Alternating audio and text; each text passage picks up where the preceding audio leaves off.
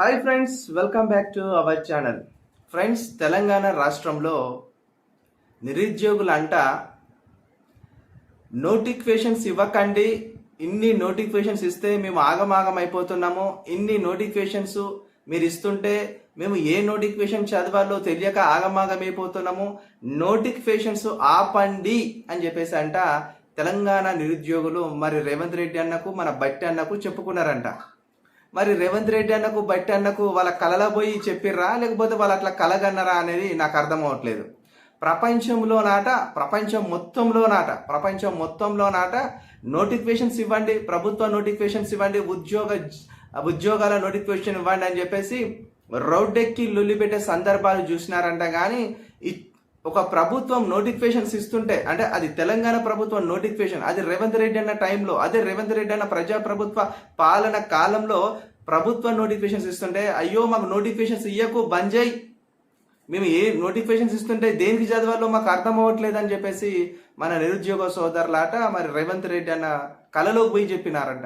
కూడా ఈ దేశంలో నోటిఫికేషన్లు ఇవ్వమని ఉద్యమాలు జరిగినాయి, నోటిఫికేషన్ ఇవ్వమని ధర్నాలు జరిగినాయి. కానీ ఇంతగానం నోటిఫికేషన్లు ఇస్తే ఎట్లా, కొన్ని ఆపుండ్రు అని ఎక్కడైనా ఈ దేశంలో ధర్నా జరిగిందా? మొదటిసారి తెలంగాణ రాష్ట్రంలో మీ ప్రభుత్వం వచ్చినాక నోటిఫికేషన్లు కొన్ని వాయిదా వేయండి అని ధర్నాలు జరిగినాయి. ఇది మా చిత్తశుద్ధికి నిదర్శనం. ఎందుకంటే ఎక్కడ రేవంత్ రెడ్డి గారు మీకు సోయుండి మాట్లాడుతున్నారా, సోయి లేకుండా మాట్లాడుతున్నారా? మీరు ఇచ్చిన నోటిఫికేషన్స్ ఎన్ని, స్ట్రైట్ ఫార్వర్డ్ మీరు ఇచ్చిన నోటిఫికేషన్ ఎన్ని అనేది మనం మాట్లాడుకుందాం ఈ వీడియోలో. ఇంతవరకు కూడా రేవంత్ రెడ్డి అన్న గత ప్రభుత్వం ఏదైతే బీఆర్ఎస్ 10 సంవత్సరాలు పరిపాలన చేసిందో, గత ప్రభుత్వము ఎన్నికల ముందు 2022 సంవత్సరంలో జరగబోయే ఎన్నికల ముందు డిసెంబర్లో 2022 డిసెంబర్లో group 2 notification, group 3 hostel welfare, చాలా రకాల నోటిఫికేషన్స్ ఇచ్చింది. డిఎస్సి చాలా నోటిఫికేషన్ ఇచ్చింది. ఆ నోటిఫికేషన్ ఇచ్చిన సందర్భంలో నోటిఫికేషన్స్ ఇచ్చింది కానీ పరీక్ష తేదీలు ప్రకటించే లోపే ఎలక్షన్ కోడ్ వచ్చింది. ఎలక్షన్ కోడ్ సందర్భంగా ఆ యొక్క నోటిఫికేషన్స్ అనేవి స్ట్రక్ అయిపోయినాయి. ఎగ్జామ్స్ నిర్వహించే విధానంలో స్ట్రక్ అయిపోయినాయి, కొన్ని జరిగినాయి. అయితే అందులో మనకు మెయిన్గా చూసినట్టయితే రేవంత్ రెడ్డి అన్న అధికారంలోకి వచ్చిండు 2003 సంవత్సరము డిసెంబర్ 7వ తారీఖున ప్రమాణ స్వీకారం చేసిండు మన ఎల్బీ స్టేడియంలో. ఇది అయిపోయిన తర్వాత ఎమ్మెడే రేవంత్ రెడ్డి అని ఏం చేసిండంటే డిఎస్సిలో కొన్ని పోస్టు పెంచి మళ్ళా రీ అప్లికేషన్స్ ఇచ్చిండు. అదేవిధంగా గ్రూప్ 1 క్యాన్సిల్ చేసి మళ్ళీ ఒక 63 పోస్టు పెంచి మళ్ళీ దానికి రీ అప్లికేషన్స్ ఇచ్చిండు. అదేవిధంగా మనకు జూన్ టైంలో 2024 సంవత్సరంలో జూన్ టైంలో, అదే టైంలో మనకు జూలైలో అక్కడ డిఎస్సి ఉంటుంది, ఆగస్టులో వచ్చేసి గ్రూప్ 2 ఉంటుంది. మన డిఎస్సి అభ్యర్థులందరూ మాకు సమయం లేదు, మేము మొన్న టెట్ రాసినాము జూన్ వరకు, మాకు సమయం లేదు, మాకు టెట్ను రాసినాం కాబట్టి మాకు ఇక్కడ డిఎస్సి చదవడానికి అంతగా ప్రిపరేషన్ టైం దొరకలేదు, ఇక్కడ డిఎస్సి వాయిదా వేసి అక్కడ గ్రూప్ 2 జరిపించుకోండి, గ్రూప్ 2 ఆగస్టులో ఉంది, అదేవిధంగా డిఎస్సి వచ్చేసి జూలైలో ఉంది అని చెప్పేసి లొల్లి పెడితే చాలా మంది అభ్యర్థులు ఏం చేసినారు, ఈ గ్రూప్ 2 ప్రిపేర్ అయ్యే వాళ్ళంతా లేదు గ్రూప్ 2నే వాయిదా వేయండి, ఆగస్టులో గ్రూప్ 2 జరపకండి, గ్రూప్ 2 వాయిదా వేయండి. ఎందుకు గ్రూప్ 2 వాయిదా వేయాలంటే గ్రూప్ 2 ఆగస్టులో పెట్టినారు, నవంబర్లో గ్రూప్ 3 పెట్టినారు. గ్రూప్ 2 గ్రూప్ 3కు సంబంధించిన సిలబస్ ఏదైతే ఉంటుందో అవి సిమిలర్గా సేమ్ సిలబస్, సో దూరంలో పెట్టకండి, అవి రెండు దగ్గర సిలబస్ కాబట్టి నవంబర్లో మరి గ్రూప్ 3 పెట్టండి, డిసెంబర్లో గ్రూప్ 2 పెట్టండి అని ఈ గ్రూప్ 2 సంబంధించిన రేవంత్ రెడ్డి అన్నకు అనుకూలమైన విద్యార్థి వర్గం ఏదైతే ఉందో నిరుద్యోగ వర్గము వాళ్ళంతా బస్సు యాత్ర చేసిర్రు. రేవంత్ రెడ్డి అన్న ఎలక్షన్ టైంలో బస్సు యాత్ర చేసి రేవంత్ రెడ్డి అన్నకు ఒక టైప్ ఆఫ్ బూస్టింగ్ ఇచ్చిర్రు. వాళ్ళ కోసం రేవంత్ రెడ్డి అన్న డిఎస్సి వాళ్ళకి అన్యాయం చేసి డిఎస్సి ఎగ్జామ్ పట్టుబట్టి జరిపించిండు. ఆ టైంలో పట్టుబట్టి జరిపించిండు.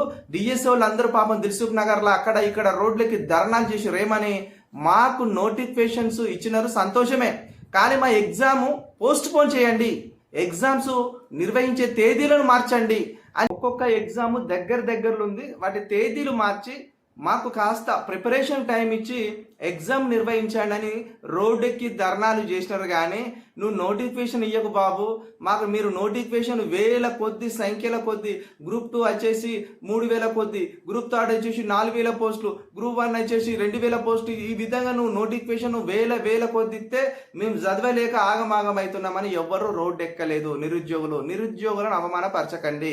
నిరుద్యోగులు చాలా ఆగ్రహంగా ఉన్నారు. వారికి సరైన నోటిఫికేషన్స్ ఇంతవరకు రాలేదు. వాళ్లకు ఎక్కడ చూసినా కానీ అరకొర ఉద్యోగాలు, వేల కొద్ది ఉద్యోగాలు లేవు. ఏ నోటిఫికేషన్ చూడు వందలే. గ్రూప్ 2 చూడు 783 పోస్టులు. అదే విధంగా గ్రూప్ 3 చూడు 1200 పోస్టులు. అదే విధంగా గ్రూప్ 1 చూడు 563 పోస్టులు. ఇట్లా వందల పోస్టులు ఎవడి ముక్కలు పెట్టడానికి పనికొస్తాయి? నువ్వు ఇచ్చే ఈ వందల పోస్టులకు మన నిరుద్యోగ సోదరులు, మా నిరుద్యోగ సోదరులందరూ కూడా రోడ్డెక్కి ధర్నాలు చేసిర్రా. మాకు నోటిఫికేషన్స్ ఇవ్వకు, మీరు ఇచ్చే నోటిఫికేషన్స్కి మేము ఆగమాగం అయిపోతున్నాం, ఉబ్బి తబ్బి అయిపోతున్నాం, మాకు సమయం దొరుకుతలే చదవడానికి లొల్లి పెట్టిర్రా. బుద్ధి జ్ఞానం ఉండాలి పెద్ద స్థాయిలో ఉండి ఇలాంటి మాటలు మాట్లాడే ప్రతి ఒక్కరికి. మొన్న బట్టన్నది ఇదే మాటలు మాట్లాడిండు, ఇలా రేవంత్ రెడ్డి గారు ఇదే మాట మాట్లాడారు. మీరు నిరుద్యోగుల ఉద్యోగాలు ఇవ్వకుండా పర్వాలేదు, కానీ నిరుద్యోగుల ఆలోచనను మిస్గైడ్ చేయకండి. ఎందుకంటే నీ పార్టీ పరంగా ఈ మాటలు నీకు బూస్టింగ్ ఇస్తాయేమో, కానీ ఒక విధంగా చెప్పాలంటే అంతకుముందు అధికారంలో ఉన్న బీఆర్ఎస్ వాళ్ళే బెటర్గా ఉన్నారు. ఎందుకంటే వాళ్ళు 2016కి వెళ్ళి నోటిఫికేషన్స్ అనేకం ఇచ్చినారు, కానీ వాళ్ళు నోటిఫికేషన్స్ మీద ఫోకస్ పెట్టకుండా ఈ యొక్క పాలన మీద ఫోకస్ పెట్టి ఆగమాగం అయిపోయారు వాళ్ళు. నువ్వు ఇప్పుడు వాళ్ళు ఇచ్చిన నోటిఫికేషన్ సంబంధించిన నియామక పత్రాలు అందించుకుంటా నువ్వు ఆగమాగం అయిపోతున్నావు. అవన్నీ కూడా నీవే నియామక పత్రాలు ఇచ్చుకుంటే నీవే నోటిఫికేషన్, డైరెక్ట్ నోటిఫికేషన్ ఇచ్చిన అన్నట్టు నువ్వు ఆగమాగం అయిపోతున్నావు తప్ప నిరుద్యోగ సహోదరులు ఎక్కడ ఆగమవుతలేరు. నీ జాబ్ క్యాలెండర్ ఎప్పుడు ఇస్తావని నిరుద్యోగ సోదరులు ఎదురు చూస్తున్నారు. నిన్ను నిలదీసే రోజు రాబోతుంది అనేది గుర్తు పెట్టుకో. గిట్లనే మాట్లాడి కేటీఆర్ ఇంటికి పరిమితమైండు, గిట్లనే మాట్లాడి కేసీఆర్ ఫామ్ హౌస్ లో పడినాడు. నువ్వు గిట్లనే మాట్లాడి మళ్ళీ నీ జూబ్లీ హిల్స్ లా నీ ఇంట్లో బండే రోజు రాబోతుంది. రేవంత్ రెడ్డి అన్న, నువ్వు ఇష్టం వచ్చినట్టు మాట్లాడకు. నాలుగు ఉన్నది కదా అని ఇష్టం వచ్చినట్టు మాట్లాడితే ఇక్కడ నిరుద్యోగులు సహించే ప్రసక్తిలో లేరు. దయచేసి చెప్తున్నాము, నిరుద్యోగులకు నోటిఫికేషన్స్ ఇవ్వండి. ఆ యొక్క డిఎస్ ఇస్తానన్నారు, ఇంతవరకు డిఎస్సి పైన ఎలాంటి అనౌన్స్మెంట్ లేదు. డిఎస్సి ఒక 15,000తో ఇవ్వండి. ఫ్రెష్ గ్రూప్ 2 వచ్చేసి ఒక 2,000 పోస్టులు, అదేవిధంగా కొత్తగా వచ్చే గ్రూప్ 1 ఒక 1000 పోస్టులు, కొత్తగా వచ్చే గ్రూప్ 3 ఒక 4,000 పోస్టులతో ఇవ్వండి. బీట్ ఆఫీసర్స్ ఒక 6,000, ఎస్ఐ కానిస్టేబుల్ వచ్చేసి ఒక 1,000-1,500, అదేవిధంగా కానిస్టేబుల్ వచ్చేసి ఒక 15,000-16,000 పోస్టులతో ఇవ్వు. నీ దమ్ము ధైర్యం ఉంటే మళ్ళీ నువ్వు ఇచ్చే నోటిఫికేషన్స్ కాట నిరుద్యోగులాట ఇయ్యకండి అని రోడ్లకి ధర్నాలు చేసి నోటిఫికేషన్ వస్తుంటే బంద్ చేపించారంట. ఇది ఎక్కడన్నా ఎవరితోరికైనా చెబితే ఎట్లా నవ్వుకుంటారు? ఇది హాస్యం. కాకపోతే ఒక రాష్ట్ర ముఖ్యమంత్రి స్థాయిలో ఉండి ఇలాంటి మాటలకు అసలు విఘ్నత లేని కూడిన మాటలతో మాట్లాడడం ఎంతవరకు సబాబిది? ఇలాంటి మాటలు మీరు మాట్లాడకండి. నీకు దమ్ము ధైర్యం ఉంటే మొన్న జరిగిన గ్రూప్ 1 ఫలితాలు అవకతవకలు జరిగినాయి, దాని మీద ఒక రివ్యూ కమిటీ వేయు. తెలుగు మీడియంలా రాష్ట్రం వారికి తక్కువ మార్కులు, ఇంగ్లీష్ మీడియం వరకు రాష్ట్రం వారికి ఎక్కువ మార్కులా?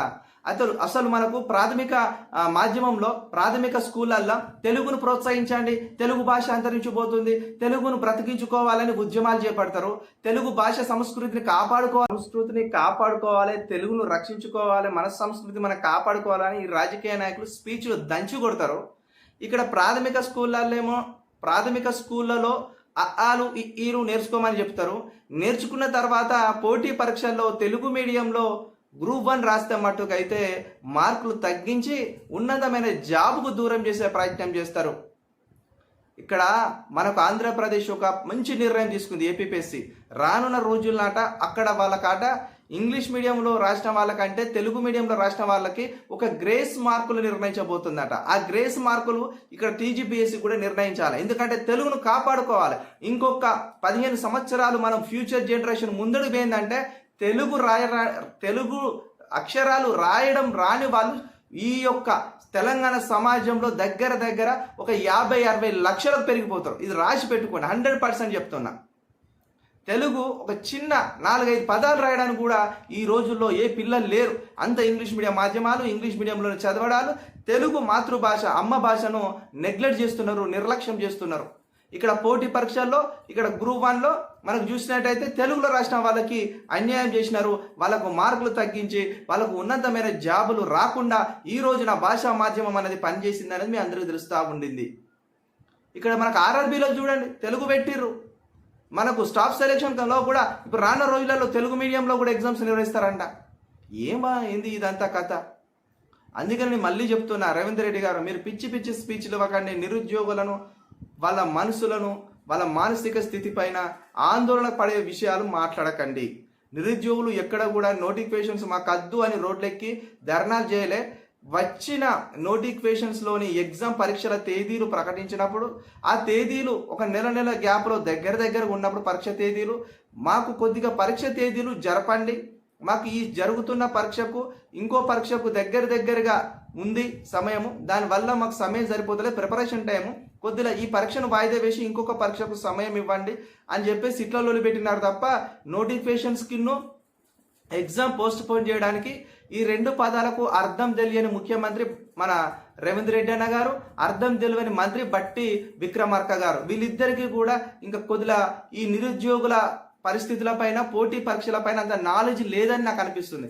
ఎందుకంటే నోటిఫికేషన్స్ వేరు, నోటిఫికేషన్స్ వచ్చిన తర్వాత ఎగ్జామ్ నిర్వహించే తేదీలు అనేది వేరు. నోటిఫికేషన్స్ క్యాన్సిల్ చేయమంటే వచ్చే నోటిఫికేషన్స్, ప్రభుత్వ ఉద్యోగ నోటిఫికేషన్స్ వద్దనుకుంటే పరీక్ష తేదీలు ఎక్కడుంటాయి?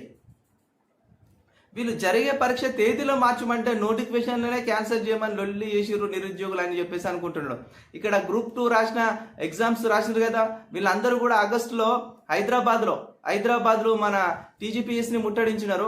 అదేవిధంగా తార్నాక ఫ్లైఓవర్ కింద, అదేవిధంగా నాంపల్లి టీజీపీఎస్సీ ఆఫీసుకి వెళ్ళి వాళ్ళు అప్పుడు అందరూ కూడా జూలై మాసంలో మాకు గ్రూప్ 2ను తీసుకుపోయి డిసెంబర్లో పెట్టండి, మాకు పోస్ట్ పోన్ చేయండి అని అందరు రోడ్డెక్కి ధర్నా చేశారు కదా. ఈ ధర్నా చేసి రోడ్డెక్కి గ్రూప్ 2ను పోస్ట్ పోన్ చేయండి అనే పదాన్ని రేవంత్ రెడ్డి ఏమనుకుంటాడంటే మేము నోటిఫికేషన్స్ అధికంగా ఇస్తే నోటిఫికేషన్ ఇవ్వకండి అని రోడ్డెక్కి లొల్లి పెట్టిర్రని ఇట్లా నిరుద్యోగులందరినీ బదనాం చేస్తుండు. మీరు అందరూ కూడా గుర్తుపెట్టుకోండి, రేవంత్ రెడ్డి గారు ఒక వాక్ చాతుర్యంతో అంటే తన మాటల గారిడితో నిరుద్యోగులను మరొకసారి మోసపుచ్చి జాబ్ క్యాలెండర్ని అటకెక్కించి జాబ్ క్యాలెండర్ ఇయ్యము అని మనకి ఇండైరెక్ట్గా చెప్తున్నారు. అంటే జాబ్ క్యాలెండర్ ఎందుకు ఇయ్యమంటున్నాడు? నేను అంటున్నాను కదా, నోటిఫికేషన్ ఇవ్వద్దని మనమే లొల్లి పెడుతున్నాం, నోటిఫికేషన్ వద్దని మనమే లొల్లి పెడుతున్నాం అని చెప్పేసి నా మాటలతోని మాట్లాడి జాబ్ క్యాలెండర్ ఇవ్వడు. ఎందుకు నువ్వు జాబ్ క్యాలెండర్ ఇస్తలేవు అంటే మీరే కదా రోడ్డుకి లొల్లి పెడుతున్నారు, ఉద్యోగాలు ఇవ్వద్దు అని చెప్పేసి మీరు అనడం వల్ల మేము మీకు ఉద్యోగాలు ఇస్తలేమని మనకు చెప్పే ప్రయత్నం ఇండైరెక్ట్ గా చేస్తున్నాడు ఈ రేవంత్ రెడ్డి అన్న. అసలు రేవంత్ రెడ్డి అన్న బడ్జెట్ లో ఈ యొక్క 2 లక్షల ఉద్యోగాలకు వచ్చే నూతన ఉద్యోగులకు ఎన్ని వేల కోట్లు కేటాయించినాడో ఒకసారి అందరూ వెళ్ళి చూసుకోండి. అతి తక్కువ కేటాయించినాడు.